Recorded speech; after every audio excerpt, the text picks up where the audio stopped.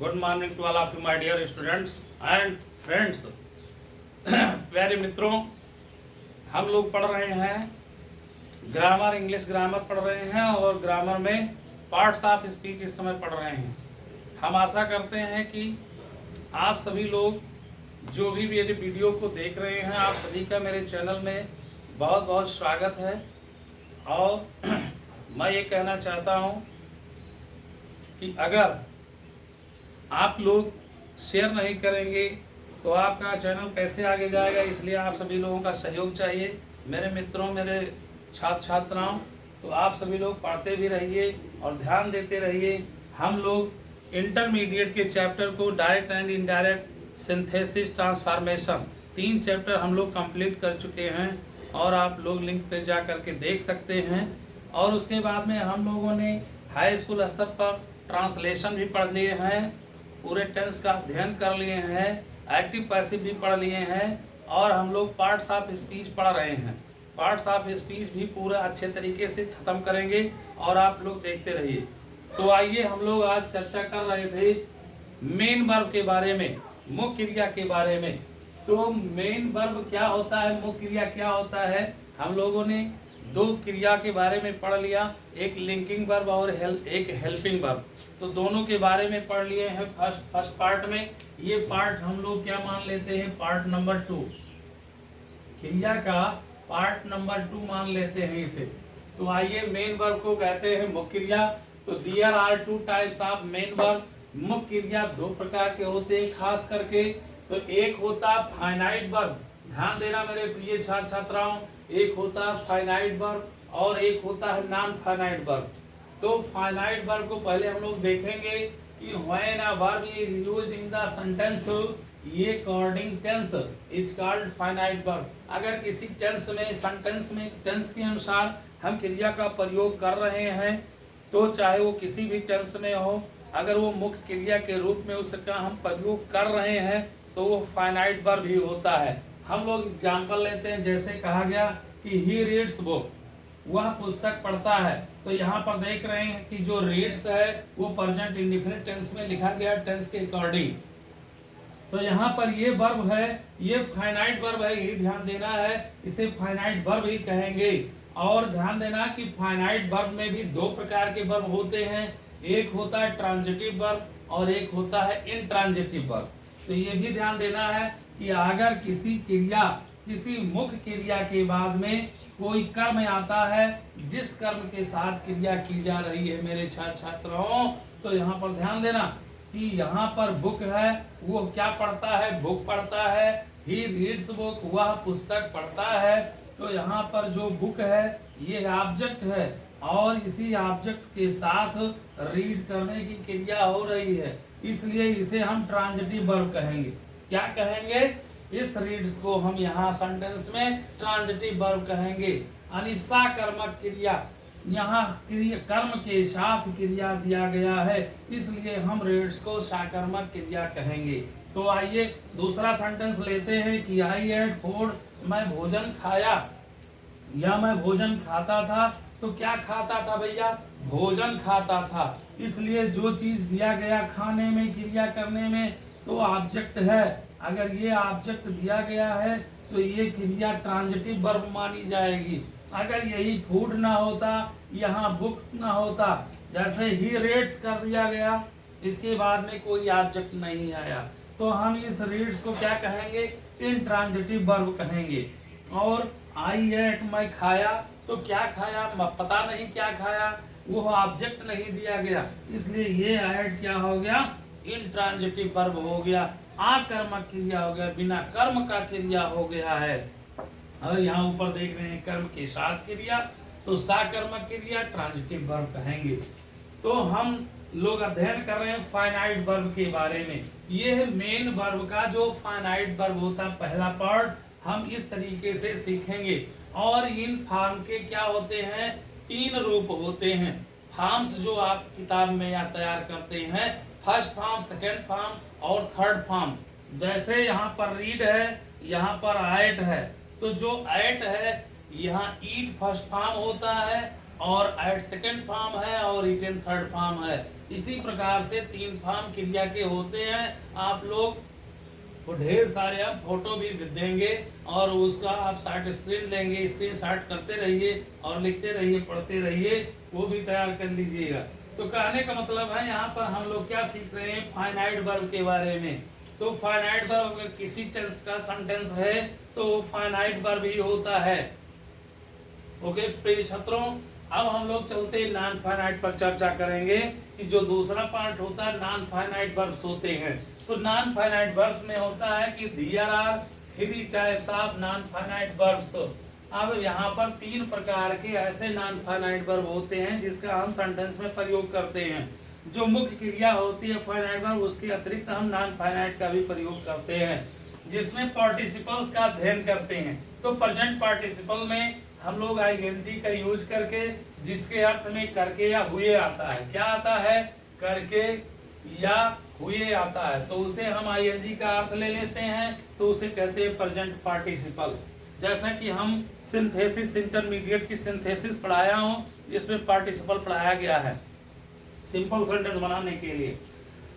तो हम यहाँ पर सेंटेंस फिर से लेंगे और एक एक सेंटेंस लेकर के हम लोग समझेंगे कि प्रेजेंट पार्टिसिपल होता कैसे है, जो नॉन फाइनाइट के अंतर्गत आएगा। किसके अंतर्गत आएगा?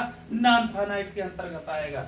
तो पार्टिसिपल्स में प्रेजेंट पार्टिसिपल में आईएनजी का यूज करते हैं, और पास्ट पार्टिसिपल में जब क्रिया का पास्ट रूप होता है, थर्ड फॉर्म होता है, वो एडजेक्टिव के रूप में किसी नाउन से पहले यूज कर दिया जाता है, तो उसे हम लोग पास्ट पार्टिसिपल मान लेते हैं। लेकिन जब पहली क्रिया के थर्ड फॉर्म से पहले हैविंग का यूज कर लेते हैं तो वह परफेक्ट पार्टिसिपल कहलाता है। ओके फ्रेंड्स, तो यहाँ पर पार्टिसिपल को हम लोग एग्जाम्पल लेकर के अभी अध्ययन करेंगे। अब हम चलते हैं कि यहाँ पर नॉन फाइनाइट में एक और होता है जीरंड। जीरंड का प्रयोग जब हम किसी क्रिया में आईएनजी जोड़ देते हैं, और आईएनजी जोड़ने के बाद तब हम उसे संज्ञा बना लेते हैं, नाउन बना लेते हैं, और उसे हम सब्जेक्ट के स्थान पर या ऑब्जेक्ट के स्थान पर सेंटेंस में प्रयोग कर लेते हैं। ठीक है, तो उसे हम जीरंड कहते हैं। क्या कहते हैं? जीरंड। हिंदी में भैया कहते हैं बेटा, क्या कहते हैं? क्रियात्मक संज्ञा कहते हैं। ध्यान दीजिएगा, जीरंड को हिंदी में क्रियात्मक संज्ञा भी कहते हैं। क्रिया से बना हुआ संज्ञा होता है, इस प्रकार उसे हम क्रियात्मक संज्ञा कहते हैं। तीसरा नंबर होता है, अभी इसका भी हम लोग एग्जाम्पल लेते हैं क्रमशः करके।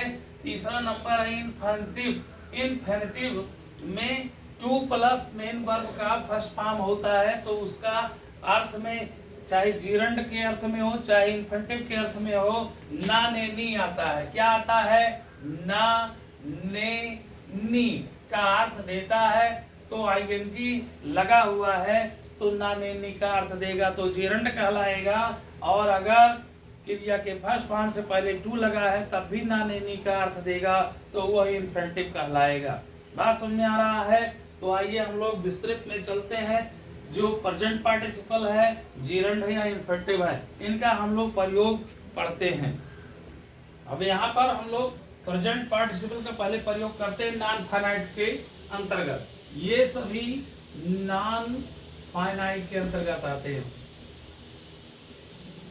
नॉन फाइनाइट वर्ब, ये नॉन फाइनाइट वर्ब्स हैं, और यहाँ पर ध्यान देना है कि नॉन फाइनाइट वर्ब्स के अंतर्गत जब हम क्रिया को सेंटेंस में यूज करते हैं तो कैसे यूज करते हैं, जिसमें प्रेजेंट पार्टिसिपल होता है तो प्रेजेंट पार्टिसिपल में आईएनजी का प्रयोग करते हैं, और जिसका अर्थ करके या हुए होता है। तो यहाँ पर जैसे सेंटेंस लिया गया है कि वह भोजन खाते हुए स्कूल गया, तो भैया गया तो ये तो हो गया फाइनाइट वर्ब, ये हो गया फाइनाइट वर्ब।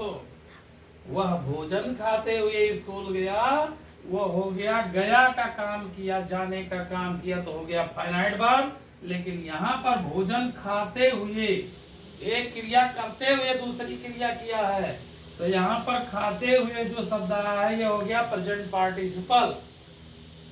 इस प्रकार पहली क्रिया खाना हुआ तो खाने में आईएनजी जोड़ दिया, ईटिंग फूड कर दिया, भोजन खाते हुए ईटिंग फूड आईएनजी जोड़ दिया, ये बन गया आपका प्रेजेंट पार्टिसिपल। तो हो गया भोजन खाते हुए क्या किया, वो स्कूल गया, तो ही वेंट टू स्कूल। ये वेंट है फाइनाइट वर्ब, जबकि ईटिंग है नॉन फाइनाइट वर्ब, और नॉन फाइनाइट वर्ब में हो गया आपका प्रेजेंट पार्टिसिपल। अब हम लोग दूसरा सेंटेंस लेते हैं कि मैं अपना खोया हुआ कलम पाया। तो पाया तो हो गया फाइनाइट वर्ब, लेकिन खोया हुआ ये हो गया आपका नॉन फाइनाइट वर्ब, जिसमें पास्ट पार्टिसिपल कहेंगे। क्या कहेंगे?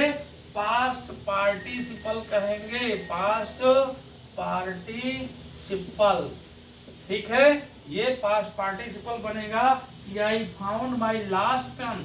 यहाँ पर जो लास्ट है लूज का पास्ट रूप है, और ये पेन नाउन को मॉडिफाई कर रहा है, तो नाउन से पहले आएगा क्रिया और वो भी पास्ट रूप में, तो ये बन जाएगा आपका पास्ट पार्टिसिपल। और यहाँ पर मैं पाया तो फाउंड, फाइंड का फाउंड हो गया, यह हो जाएगा आपका फाइनाइट वर्ब। ये बहुत केयरफुली ध्यान दीजिए मेरे मित्रों। मैं पाठ याद करने के बाद स्कूल गया, तो यहाँ पर पाठ का याद करने का काम पूर्ण हो गया, तब मैं स्कूल गया। तो जब एक काम पूर्णता हो जाता है तो वहाँ पर हैविंग और क्रिया का थर्ड फॉर्म लिखते हैं। तो पहली क्रिया में हैविंग तथा क्रिया का जब थर्ड फॉर्म लिखते हैं तो ये हो जाता है परफेक्ट पार्टिसिपल। ये भी नॉन फाइनाइट हो गया कि having learn lesson I went to school. अब आते हैं हम लोग जीरंड पर। किस पर चलते हैं? जीरंड पर चलते हैं। अब जीरंड में देखना है कि जीरंड को कहते हैं क्रियात्मक संज्ञा।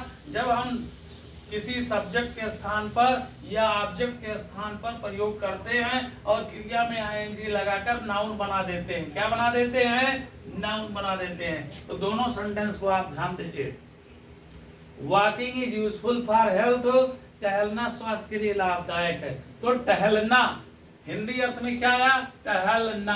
ना शब्द आ गया, आईएनजी का अर्थ ना नी हो गया, सब्जेक्ट के स्थान पर आया, ये नाउन बन गया। ये जीरंड है। आई लाइक स्विमिंग, मैं तैरना पसंद करता हूँ।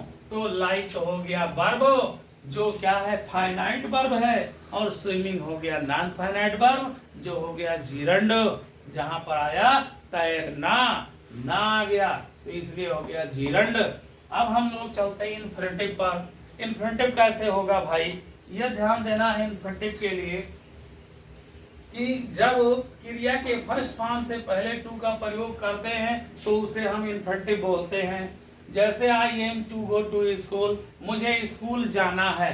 तो जब जाना है तो क्या आ गया? जाने में ना आ गया। तो यहाँ पर क्या कर देंगे? क्रिया के स्थान पर क्या यूज किया गया? To go. I am to go, मुझे जाना है टू स्कूल, स्कूल। तो यहाँ पर क्या हो गया? इन्फिनेटिव हो गया क्रिया के स्थान पर। यही ध्यान देना है कि इन्फिनेटिव सब्जेक्ट के स्थान पर, ऑब्जेक्ट के स्थान पर और क्रिया के स्थान पर, तीनों जगह पर प्रयोग होगा। जबकि जीरंड का प्रयोग केवल सब्जेक्ट के स्थान पर और ऑब्जेक्ट के स्थान पर होगा। ओके फ्रेंड्स, तो आइए ध्यान दीजिए दूसरा sentence. To walk is a good exercise. टहलना, टू वॉक, टहलना इज अ गुड एक्सरसाइज, एक अच्छा अभ्यास है। समझ में? तो यहाँ पर टू वॉक क्या हो गया भैया? ये हो गया सब्जेक्ट, और ये सब्जेक्ट ये कैसे प्रयोग किया गया? इन्फिनेटिव का प्रयोग किया गया, क्योंकि वॉक क्रिया है, उससे पहले टू लगाया गया और उसे नाउन बना दिया गया। I want to read book, मैं पुस्तक पढ़ना चाहता हूँ। तो यहाँ पर वांट हो गया फाइनाइट वर्ब, ध्यान दीजिएगा, और टू रीड हो गया आपका नॉन फाइनाइट, और नॉन फाइनाइट में हो गया इन्फिनेटिव का प्रयोग। इसका प्रयोग इन्फिनेटिव का प्रयोग, क्योंकि रीड से पहले टू आया है। ओके, तो इस तरीके से हम लोगों को पढ़ना है और बहुत ही डीपली नॉलेज लेना है। Okay, we must adopt deep knowledge about English grammar. Okay my dear, तो आइए हम लोग को क्या पढ़ रहे थे? मेन वर्ब पढ़ रहे थे, और मेन वर्ब में ट्रांजिटिव इंट्रांजिटिव भी पढ़ दिए और नॉन फाइनाइट और फाइनाइट वर्ब को भी पढ़ लिए। अब हम लोग नेक्स्ट वीडियो में 3 पार्ट में पढ़ेंगे, जो हमारा मॉडल वर्ब और कास्टिव वर्ब बचा हुआ है। Okay friends, thanks.